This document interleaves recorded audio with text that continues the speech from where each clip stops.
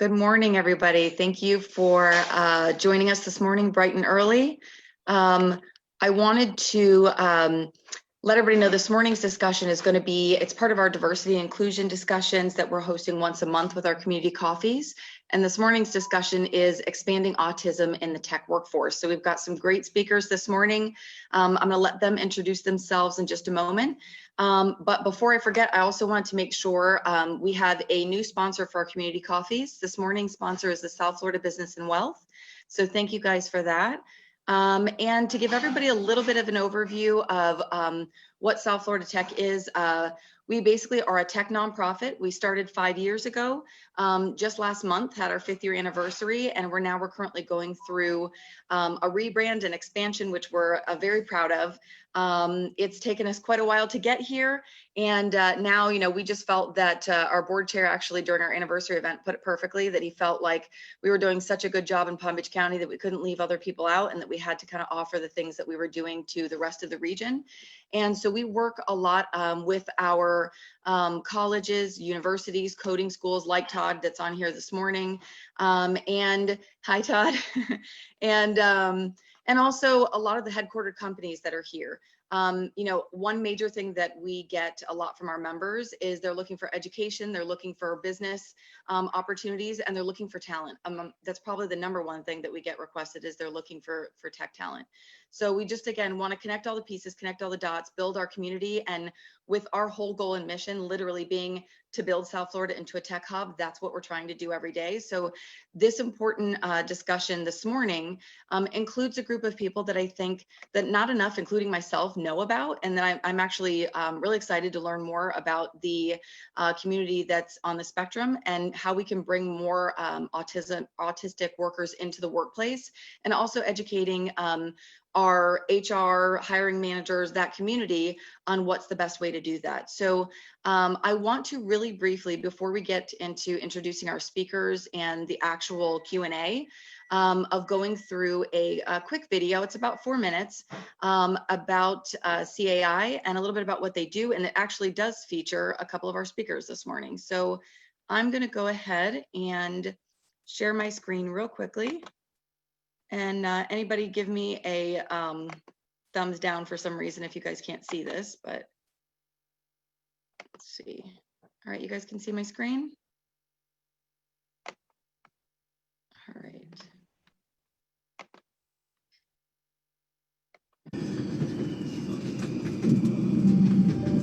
My autism makes it difficult for me to concentrate a lot.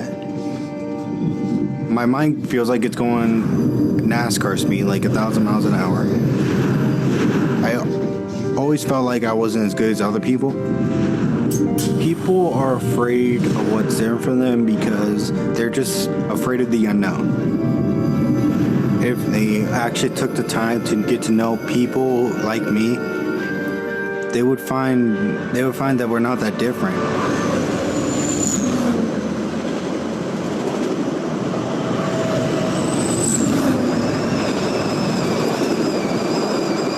When you get the diagnosis that your child has autism, all of your ideas that you had for your child, all the dreams, it all shifts.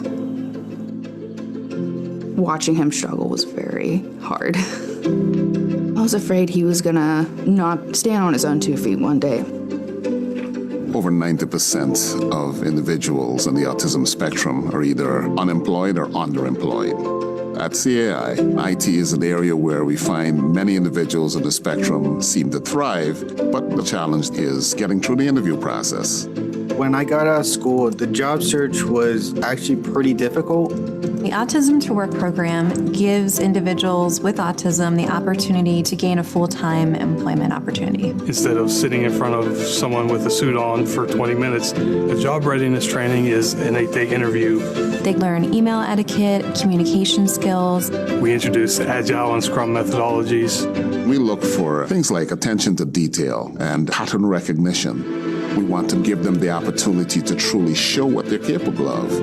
And in doing so, place the right candidates in the right role and make sure that they're ready to step into the client environment.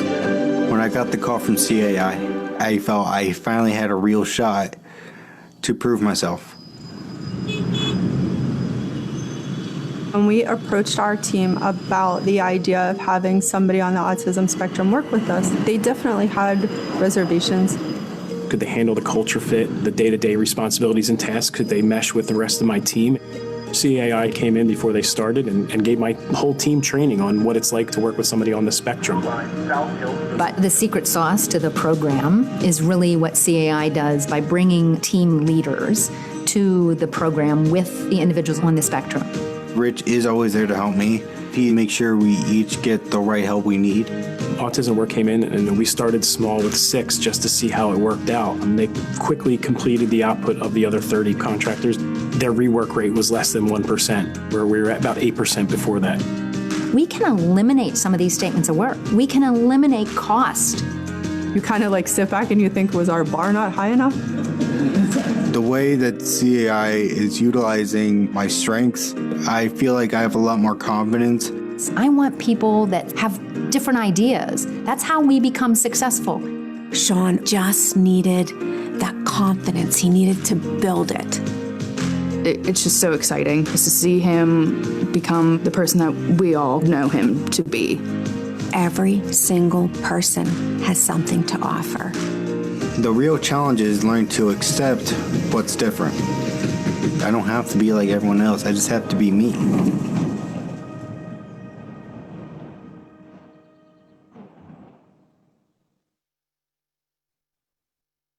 Awesome. I love that video. It always gives you a little tingle in your heart. I like it. So I want to go ahead now and introduce our speakers. And like I said, a few of our speakers are people that were actually in that video. So I'm really happy about that. Oh, give me one moment. Okay. Oh, sorry. Gotta close the video. All right. So this morning's speakers, we have Wayne McRae, Director of Autism to Work program at CAI. Wayne oversees the operational aspects of teams with members on the spectrum working on client engagements, deeply trained and experienced in working with people who have autism. We also have Trudi, Zayac, Director of Adult Services at ELS for Autism Foundation. ELS for Autism is a Jupiter-based autism foundation founded by the Ernie Els professor, is it Golfer? I'm hoping I pronounced that right. Focused on providing lifespan service programs to help adults with autism successfully transition to all aspects of life, including employment and independent living and recreation. We also have Sandy Stefanic, the Senior Vice President of Customer Interaction at Highmark Health Solutions. Sandy has been an IT executive for many years herself, is very active in her community, and brought CAI's Autism to Work program to Highmark for large enterprises, BCBS, serving 10 million members in their IT department, and she speaks to direct experience employing teams with autistic individuals in their IT organizations. So those are obviously just my short little blurbs on each of them, but I'd like in each of our speakers to actually introduce themselves, tell us a little bit more about their roles, their companies, and just what they do, and then we can go directly into the conversation. I'm just going to start from the top with who I have on my screen. Wayne, if you'd like to introduce yourself first. Oh, certainly. Wayne. There you go. Yes, certainly. Good morning. My name is Wayne McRae, and I am an IT director specifically over the Autism to Work program, where I oversee all client engagements. In that sense, for every engagement we do have team leaders that report into me. So directly or indirectly, I manage our entire set of engagements involving each of one of our clients. I've been with CAI for 9 years and part of leadership team for the last 6 years, specifically within the Autism to Work practice. Prior to this engagement, I've been a part of many IT management roles, but this is indeed the highlight of my career as I look forward to joining my fellow panelists and sharing on our experiences. But just to give you a little bit about CAI for us as a company, so we're a purpose-driven company that's privately held. We've been founded in 1981 and headquartered in Allentown, Pennsylvania. We are actually a global company. We do have a presence not only in the United States, but in the Asia Pacific regions. So we make up a diverse and innovative global team known for providing right-sized strategy solutions and ongoing support to our customers. A2W, the acronym for Autism to Work, is part of that. Thank you, and I look forward to being a part of this discussion this morning. Thank you, Wayne. Thank you. And next person on my screen, I've got Trudi. Good morning, everyone. I am new to ELS for Autism.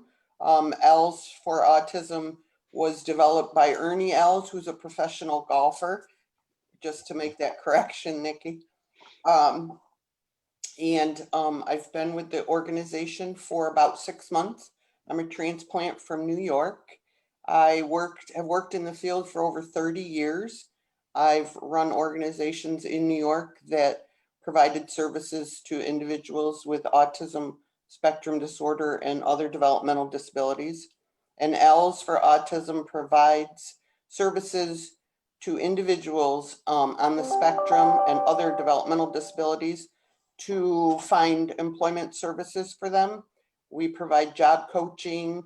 We have a work experience program that gives them the experiences to go out into the field and find employment.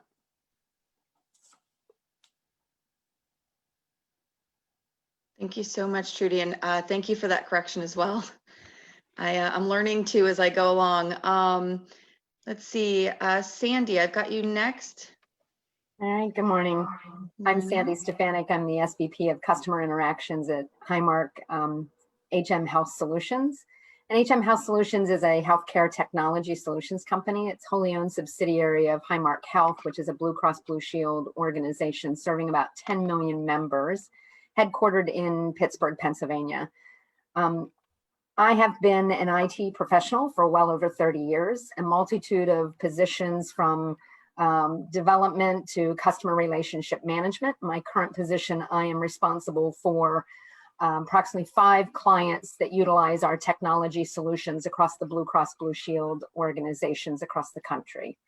I'm profoundly proud of the program that we have with CAI called the Autism to Work program, as Wayne mentioned, which really brings opportunities for individuals on the spectrum to become incredibly productive, happily employed members of our community, which is why I'm here today. Thank you. Thank you so much, Sandy. So I'm going to go right into the questions for our panel. And I did drop a quick comment in chat there that if anybody has any comments, questions, anything, please drop them in the chat and I will try to make sure as I go along to watch that and get those to the speakers. And then also if everybody, it looks like everybody is kindly keeping themselves on mute just so we can hear the main speakers as well. So for our very first question, and this is for all the panelists, is how does your organization support autism, employment, diversity, and inclusion, and what are the benefits you've seen with hiring those individuals? So if you don't mind, I'll take that first. Sure. So for CAI, the journey started 7 years ago with what was referred to as the Autism Initiative when it was first launched by CAI. However, that expanded into a full-scale enterprise practice 4 years ago. We've partnered with multiple forward-minded organizations such as HMHS, who's represented in this panel by Sandy. And in essence, we're rating and meeting the diversity needs while solving business problems by way of the work performed by these extremely talented individuals. Our partnerships with diversity organizations such as ELS for Autism is extensive. And so with over 200 individuals who benefited from this program, we're continuing to partner with companies to address leveraging the largely untapped pool of individuals who are willing, ready, and able to jumpstart their careers in areas where their talents can be best utilized. And so again, for those who are listening and participating, if there are any questions along that line in terms of getting a program started or understanding a little bit more about our experiences and what we've done, please do reach out. We'll be happy to share with you or partner with you in any of these endeavors. Thank you, Wayne. Sure. I'll go up next. And wanted to kind of share first off that we really view diversity as a broad spectrum of people, customs, and experiences, beliefs, and inclusion really is that deliberate effort to engage that spectrum of individuals. So diversity and intentional inclusion makes us all stronger as a business and more innovative as a group. And through our strategic planning, we really strive to embed diversity and inclusion within our organization simply by championing a diverse workforce, advocating for multiculturalism, and fostering an inclusive environment, really that supports our commitment to getting healthcare right and ensures a better healthcare experience for everyone when it comes to Highmark and HM Health Solutions. As Wayne mentioned, HMHS worked directly with CAI about probably a year and a half, 2 years ago now. And we regularly continue to work with them to expand our program and ensure our candidates are engaged in a very positive experience at HMHS. And as we partner with them, we really work with the ADW program to take individuals on the spectrum and give them an opportunity to find full-time employment. So initially they come to us more as contractors. And as we mentioned in the video, we start with a program that has a team lead that helps guide them in every step of the way to ensure that they are successful in their positions.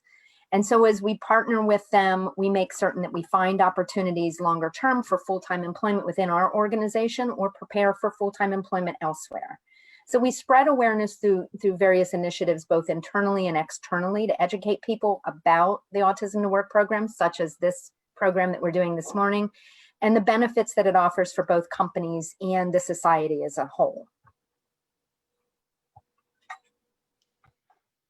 Thank you, Sandy. Go ahead, Trudi. Like I said in my introduction, ELS for Autism provides a variety of services to individuals to promote independent living. We have a work experience program which provides employment services to individuals so that they learn everything from resume writing, interviewing, and then working in the field. We also have job coaches that support individuals once they're out in the field to be successful. Once we partner with agencies, they've said that they have found that all these supports have assisted them in hiring from a pool of individuals that they normally wouldn't have. Very good, thank you. And you had mentioned some of the different services as well, which is perfect for the next question, is just, I think this is probably geared towards more Sandy and Wayne, but are there any specific skills that seem to be more common for those on the spectrum? And then what can employers expect from them? Sure, so I'll start first. The reason we're here is because it's IT, to talk about IT and the technical skills. And what we found is that folks on the autism spectrum are tremendously valuable from a technology perspective. They have great skills when it comes to software development, testing, security access management, even some of our financial skills and our legal skills relative to technology. We found that they were incredibly productive in those areas. With CAI, of course, and the training that they provide, they actually do training, mentorship prior to actually applying for the position or obtaining the position with us, which really helps to make them a valuable contributor and confirm that their skills match with the expectations of the position. What we found is, regardless of the technology, you will find that these individuals are highly motivated, highly productive employees. And as the video mentioned, you'll find that their skills being very productive, very articulate, they are ones who we do not require extensive reprogramming or rework, because they are so very intent on making certain that they are effective at the positions that they're holding. So again, any technical position, we have found it does not need to be a repetitive type technical position either. So indeed, Sandy has nailed it basically. But what I'd like to add to that is Individuals diagnosed with ASD, and I've said this before, and you've probably heard it a few times so far this morning, they're actually highly talented individuals.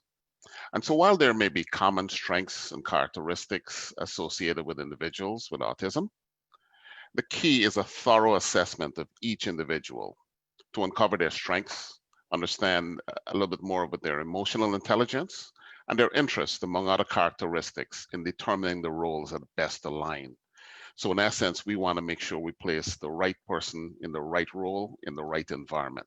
That's critical to success. But I'll also add, and I like to repeat this, if you've met one person with autism, you've met one person with autism.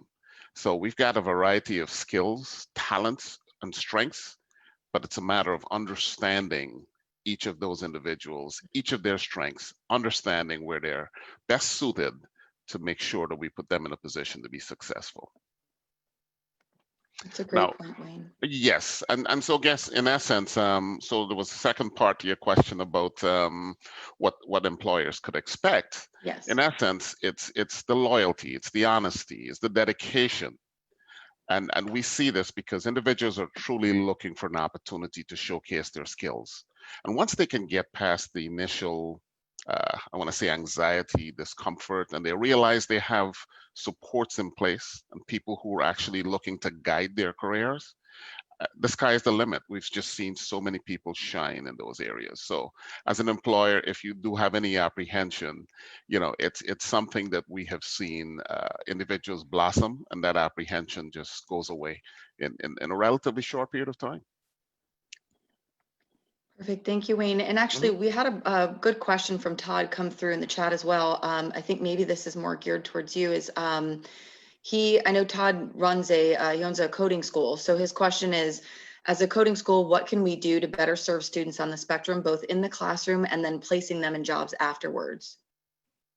Well, that's actually a very interesting approach, because we have many individuals who may have graduated from college, some individuals who may not have, who may have had some apprehensions in terms of wanting to go to college. They strictly want to get into coding. They want to get into development. They want to get into testing, cut through the chase of having to take English, biology, and some of the other electives, and get straight to exactly what they want to do. There are so many organizations out there. Many are actually untapped and are not really interested, or have maybe not thought about that. But this would be an actual benefit, if you will, or a value add, because as we bring individuals in, much of their training is on top of what they've either learned in school or what they've played around with, and may not have the foundation behind what it is they're trying to accomplish. So in essence, I'd like to talk to you a little bit offline, Todd, on this in terms of how we could truly understand better if there's an opportunity to partner with you. Absolutely. Thank you, Wayne. Yeah, I think that'd be great. I just connected with you on LinkedIn, Wayne. So good. Awesome. You could reach out to me, and I'll drop my email in the chat. Absolutely. Thank you so much. And thanks, Todd, for that question. So this question, I think, is again geared towards Sandy and Wayne. Why should IT employers hire individuals that are on the spectrum for technical roles? And I will piggyback off of something that Sandy said before. So we're actually here talking about IT. And really and truly, many of the roles that we support at HMHS are IT-based roles: software development, testing, access management, as she mentioned. Many of our associates seem to thrive in IT. They're actually drawn to that. Individuals we have spoken to in our recruitment process, more often than not, they program video games. They're drawn to this. They're very competitive with each other. They play games and actually try to defeat the computer program. So in essence, it's something that they seem to be well focused on. And if you actually have had the experience of working or interacting with individuals on the spectrum, if something is very important to them and they're drawn to that, they'll dedicate themselves and be very good at it. So we've seen scores of individuals in these roles, and many we've placed in those roles. We've seen individuals transition from technology such as delivery methodology such as waterfall, moving to Agile, moving to DevOps. So because of their desire to do that, this is exactly where they seem to succeed. But I'd like to add one other piece, even within being an IT company, if you will, in IT roles, please do keep in mind there's some other individuals who may be well-versed and I would say skilled enough to be in some roles that are not directly IT, but maybe in some IT support roles. So we probably would want to consider those as well. Yeah, and to add to Wayne's information, really, these individuals, their attention to detail really brings the value that you would look for in the technical positions. Their attention to detail, their problem-solving capabilities, and as I think Wayne said earlier, they are extremely loyal. And I say this because, you know, I attended a dinner one night where a number of the Autism to Work individuals were participating. And as I sat there and I listened to them and I watched the program, something occurred to me that later a parent brought forth, and that is these individuals, many of which were college educated, did not have the ability to just automatically step into a position like you and I would be able to. They may have been struggling with the interview processes from companies. They may not have been quite sure how to get started. And what we found was these individuals just want an opportunity to try their skills. And they know that they can prove that they will be very effective at the positions in technology. And even some non-technical positions, as Wayne said. But as you heard on the video, Sean's mom was just so proud of the fact that her son could actually get a position, hold a position. He loves it. He gets up every morning. He's so excited about coming to his job. And imagine if we had an entire organization of individuals that were thrilled to come to work and were so loyal and just wanted to do great things for the organization. And that's what you find in these individuals on the spectrum. They want a chance to be productive. And when it comes to these particular technical roles, you can see automatically that they will be productive. And with the help of the Autism at Work program, we make certain that they're placed in the right technical roles. So we've found some individuals, again, want to be, put on their headsets and they want to turn their music on and just, work diligently through the particular tasks of the day. Others want to be individuals that are part of a team. They want to be involved in, the Scrum activities. They want to get involved in development. They were learning those particular skills as part of their college education, and they want to be able to apply those. So don't be afraid to give them a chance, and don't be afraid to give them a chance in a multitude of technical positions, because I think you'll immediately find that they will be extremely productive. And they will be extremely supportive of the organization and innovative, and not afraid to, to raise questions and represent, new ideas for you, which is exactly what you want out of your entire organization. And I think we'll talk later about, there may be some, potential challenges or people that are afraid to do this. Don't be afraid to do it. I think, what Wayne will tell you, what Trudi will tell you, what I'll tell you, others within our organizations, you'll be very, very surprised and very happy to see the outcomes when you bring the individuals from the spectrum into your organization, part of your team. And can I add to something Sandy said earlier on in talking about being productive? It just reminded me of an individual who worked alongside me. Gentleman who had a degree in mechanical engineering, and shared more often than not that he had so many difficulties getting through the interview process. He actually joined my team, worked alongside me, very quiet individual. And within 4 or 5 months of being there, he became a little more vocal and shared with me some of his prior concerns. Never thought he would have an opportunity to have a job and certainly to utilize the skills that he gained from going to school. Well, I have to say that he's gainfully employed. He, at this point, is on fast track to be vice president of a major bank within this country. He is, along the path, basically, of engineering. He is an architect, rather. He's an IT architect. He actually shared with me some of his feedback from his current manager. They've looked to him for design recommendations in so many different ways, whereas initially he was just seen as an individual who was just limited to software testing. So just want to share that situation that comes to mind. And there are many. I certainly, we have limited time here, but that was one that jumped out at me, and I just wanted to share that as well. Thank you both. And I actually really appreciate the storytelling in there too, because it definitely gives us a better idea. And I love how much you dove into that question, Sandy, too. I like that answer. We actually have a couple questions in chat that along these lines of what you guys are discussing, but also talk about like leadership.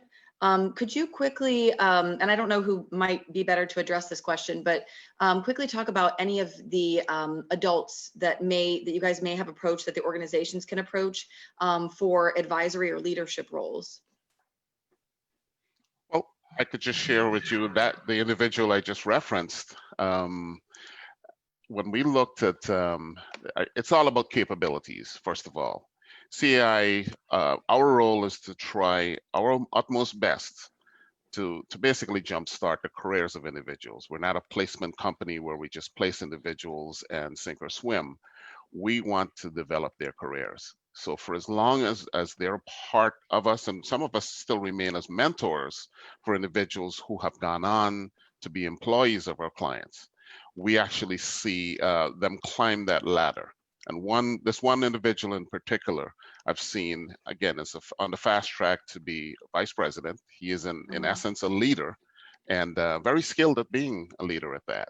I can think of another individual who has actually diverted from IT, went into fraud investigations, and is an investigative manager for fraud, and again, for not a major bank.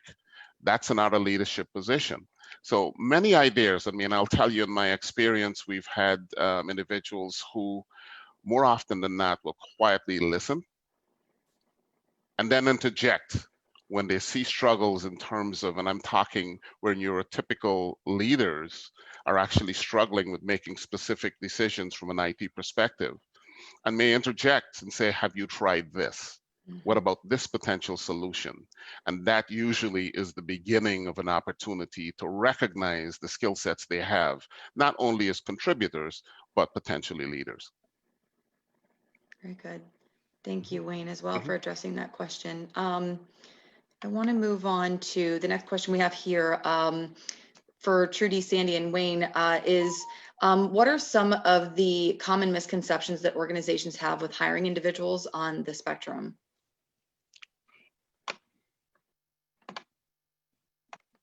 I can take that.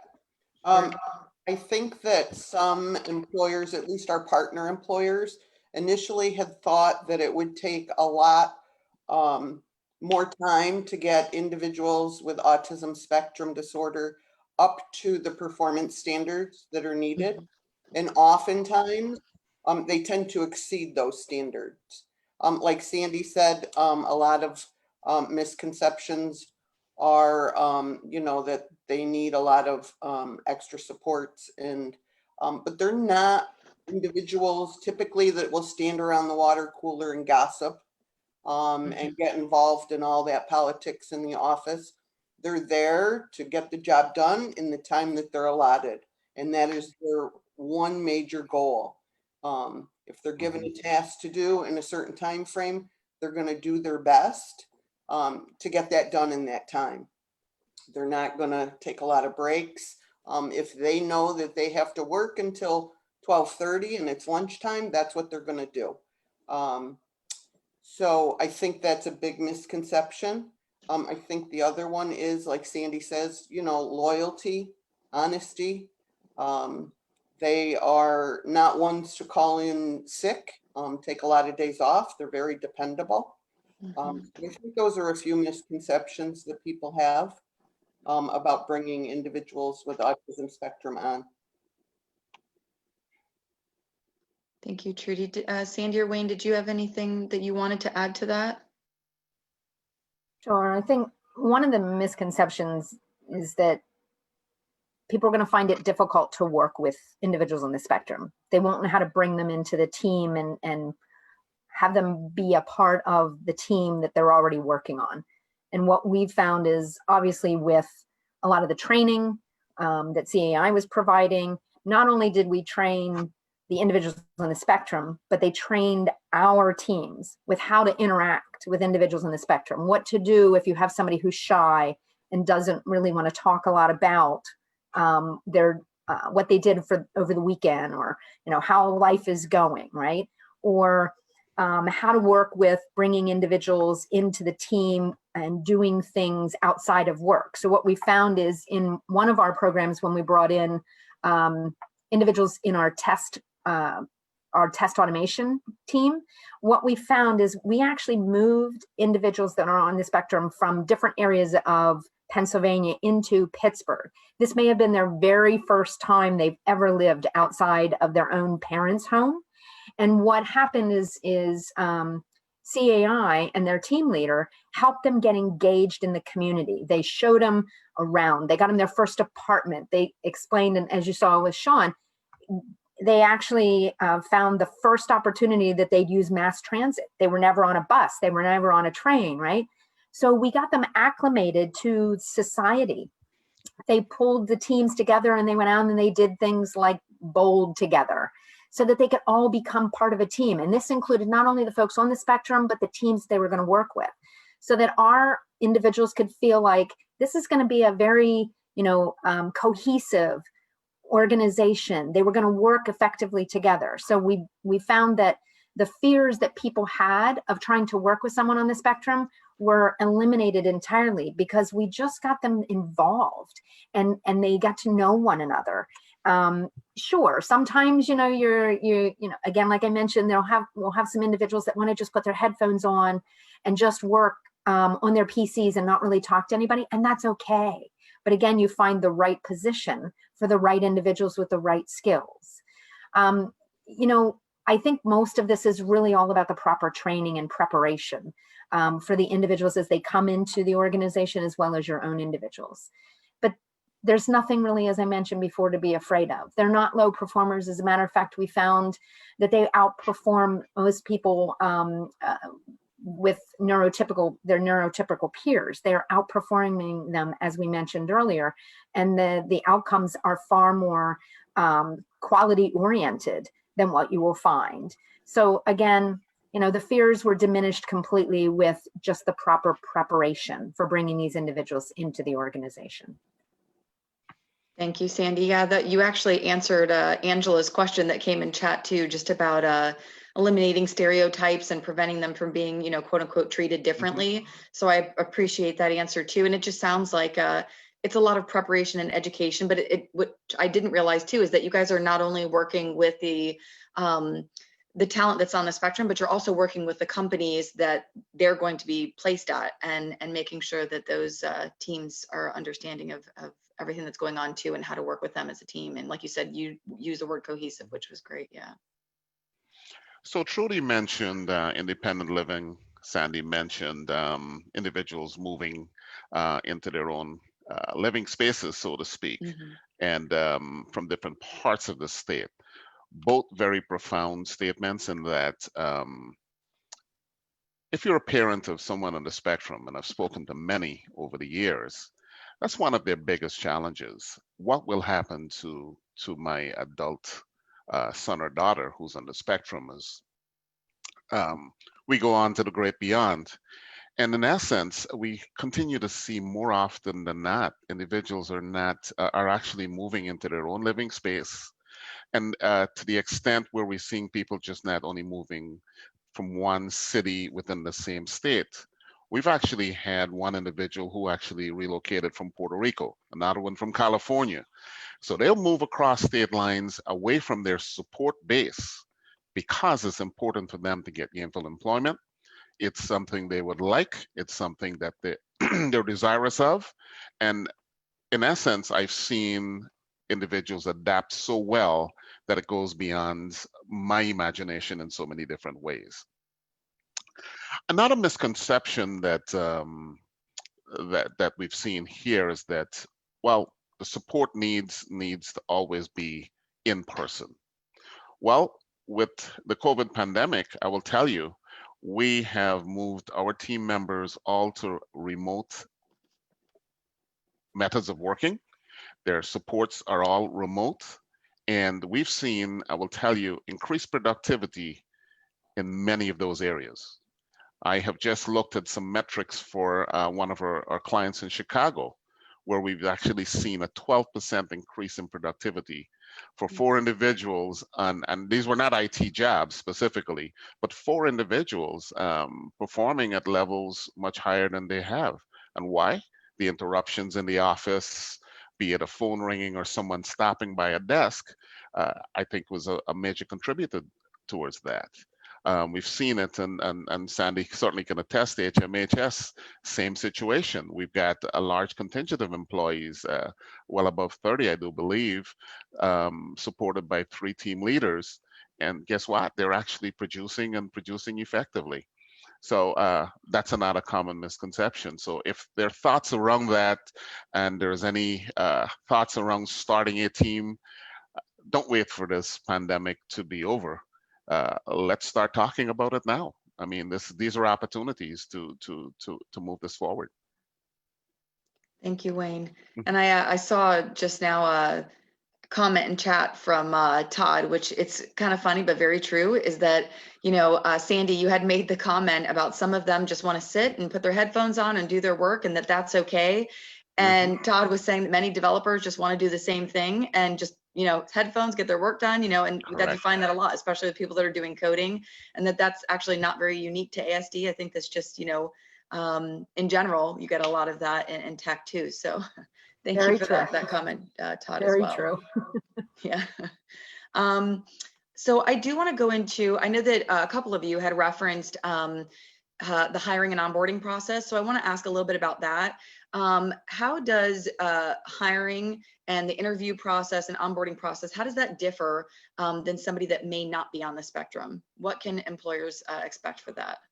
Absolutely. So you've actually heard before references to the interviewing process. Many individuals we come across highly educated. However, getting past that interview has been the challenge for them. Well, at CAI, we developed an alternative interviewing process, an onboarding process that provides candidates with an opportunity to truly shine. We spend approximately 70 hours with each candidate before we make a recommendation for placement. Included in those 70 hours is a competency call. That's an initial screening, if you will, in a non-threatening way. Then we have a meet and greet session, followed by job readiness training. And this training included in that is certainly to assess social and technical competencies. And as a result, we know more about those employees than any organization would over months. So in essence, what we do is we actually prepare them for the support in terms of developing, assessing first, developing, and so we know how we need to support them through that process. In those 70 hours, we get an opportunity to understand what not only their needs are, what their desires are. We uncover lots of strengths that they may not even recognize they do have. So in that process, and again, 70 hours may seem to be a lot, but it's time well vested, well invested, and we have become much, much stronger in terms of identifying the right candidates for the right roles in those positions. Okay. And Wayne, I actually just got a question in private chat is, I think just in general, what are the average ages that you all work with? And I apologize if one of you mentioned this earlier and I may not have caught it. Well, I will tell you that age is not a factor. We have had, I will tell you in my experience, so we've got individuals who may be 21, 22. We've had individuals in their 40s. We've got individuals who may have been diagnosed later on in life. So it's a wide array of ages, if you will. But primarily we do find younger adults that do come to us. Okay. Okay. And Sandy, sorry, I know you were about to say something, right? Yeah, I just wanted to add something relative to the interview process, which I think is critically important. What we found is when we attempt to hire individuals on this spectrum, your standard interview onboarding practices in your companies often will not work.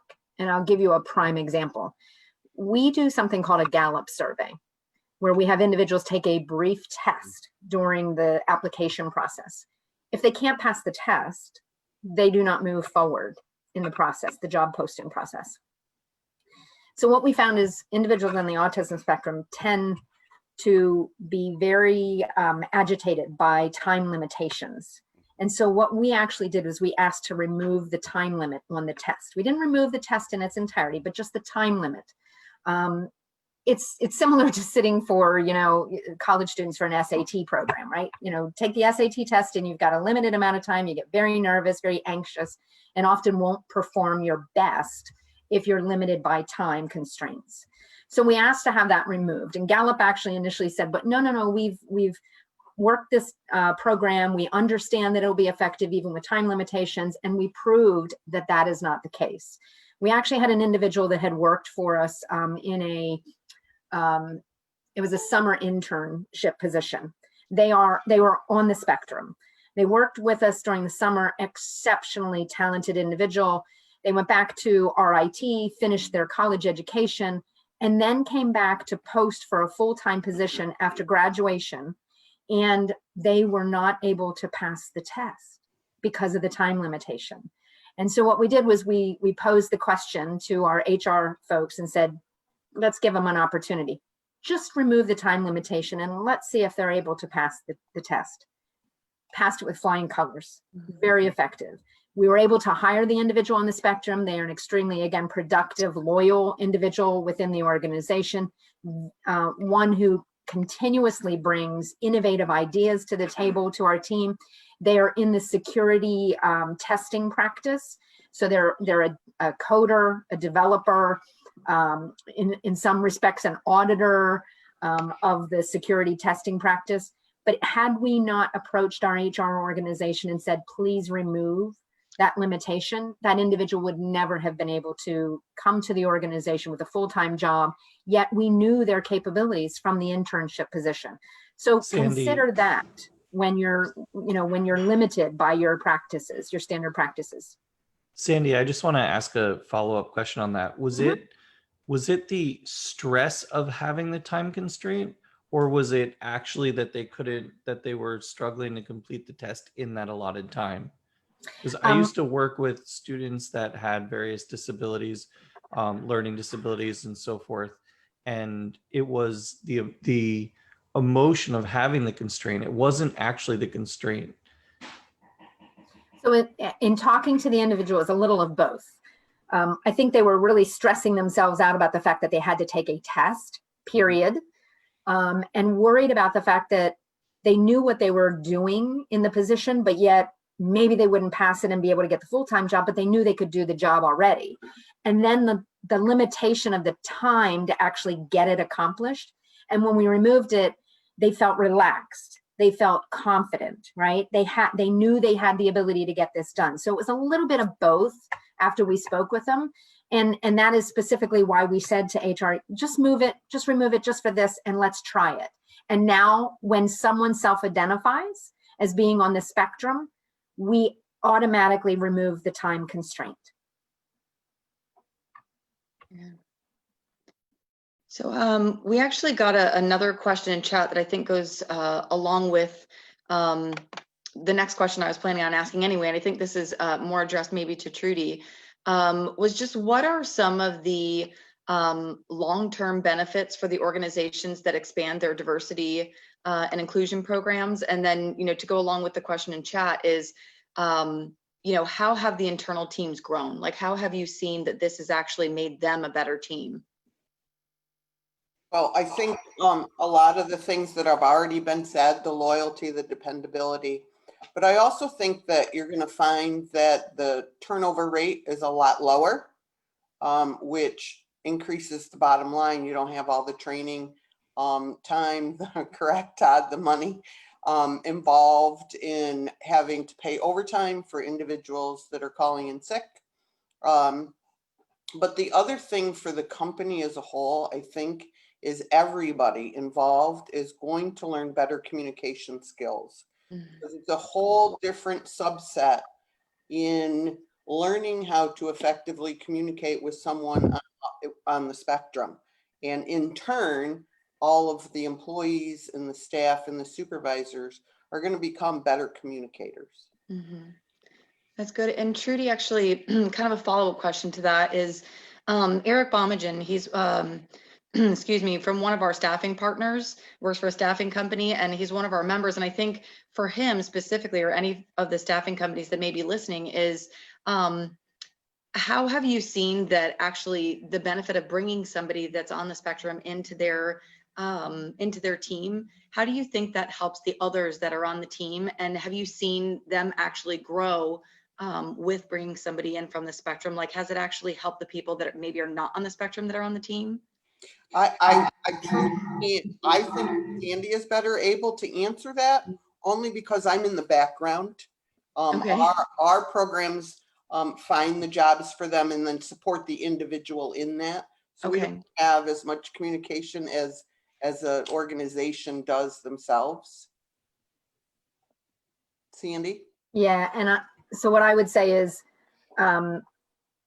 if you talk to the individuals that are on the teams that are supporting individuals on the spectrum, their lives have been enriched significantly by having these individuals on their teams. You know, it's interesting how sometimes you need to be put in a situation to learn things yourself, such as increased patience, right? If you're somebody who is sort of fast paced and you want to get things done really quickly, sometimes you have to kind of slow down, take a moment, and give the folks on the spectrum time to think and to give an answer to a question.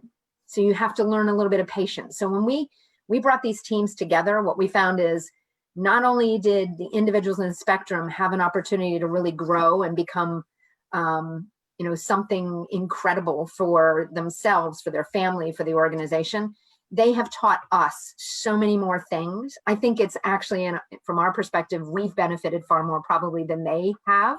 We feel that way because they've truly enriched our lives. They've shown us how to do things differently. They've shown us how to be more patient, to just take a different perspective on how to work with individuals, how to bring more diversity to the organization.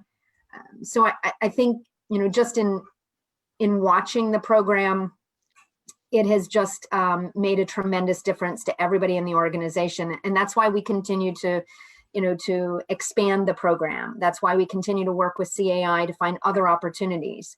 And in all honesty, when you watch and you listen to someone like Sean's mom just talk about how having individuals be supportive of her son and find a way for him to actually get out on his own and be productive. And most of her life, they worried about whether Sean would be a productive individual, whether he'd find a job versus, continuing to work at a grocery store. Because I believe that was his first position, was he worked in a grocery store, but he had a college education. So you want good things for your children, for, your family members. And what we found is these programs help give them sort of that outlook on life, that they can do things that they maybe didn't think that they were going to be capable of doing. So again, not only is it something that they've become very productive and very resourceful in finding additional skills that they can learn and bring to their organizations, but they've helped us to actually grow in our organizations. I just can't say enough about it. Obviously, I think it's just an amazing program that each and every one of us can get engaged in, whether you use somebody like Trudi's organization or the CAI organization. Just doing this for an individual and then seeing how happy and helpful and resourceful and productive that they become, and watching how they make a difference in the lives of the members of their team is just an amazing thing. Just, you know, it makes you smile each and every day. Thank you, Sandy. Yeah, I can tell every time you speak how passionate about you are. So I really appreciate it. And Trudi, thank you for your previous answer as well. We are just about 2 minutes till we hit time. So got a couple more quick questions. Actually, the next question that we had outlined for us already was kind of a similar question that Courtney had dropped in chat, was just talking about what are some of the best practices that these companies can implement to better support autistic employees, and maybe even those that are not diagnosed already. So if I can just jump in for that for a quick moment. One thing that truly stands out is to have a strong executive sponsor. And that, you know, an example of that right now is Sandy sitting there on the other side, working with Sandy and HMHS, someone who has at a level decision-making authority that can actually influence others within the organization, not only individuals reporting to her or within her organization structure, but certainly to share that information across the organization. That is critical to the success of any engagement that's with regard to diversity. So I think that's something that jumps right out at me. And just to close this up with our final question, there's actually one quick question in chat from Todd is, and I guess this would go to whoever is best suited on the panel, but what size organizations tend to be the best fit for individuals on the spectrum? I would gauge, from my perspective, any organization. We typically start small, and when we say small, an ideal team would be the size of at least 4 individuals with a team leader. As Sandy referenced the team leader and the importance of having a team leader. But starting with a team of at least 4 individuals with a team leader would be the right size to begin with. Now, we've started with much larger at HMHS. We started with 12, two different parts of the organization, 6 in access management and 6 in testing. However, if we're talking about size to start, it would be definitely that. But organization size is irrelevant, provided that they're actually committed to doing this, and it's not about just a placement, it's about a career opportunity. So we're looking to have engagements that will be a minimum of a year, if you will, in length, because we want to give opportunities to individuals to gain some experience, and a year is a good measure to begin with. Perfect. Thank you, Wayne. Everyone. And we're right at time, so I just want to give each of the panelists a chance just to give us some final words on what are some key takeaways that you'd recommend for the audience, and then second part to the question is any other major organization, whether it's local here to South Florida or national, that you would recommend for people to reach out to for additional information as well. So I can definitely take that. So in terms of autism to work, or autism at work, as many companies would call it, if there's any inclination to do this, I say, let's do it. It's my recommendation in that it's not only a nice thing to do, it's certainly the right thing to do. We have qualified individuals who just need a little bit of guidance and some support to get them started. We see what the rewards are.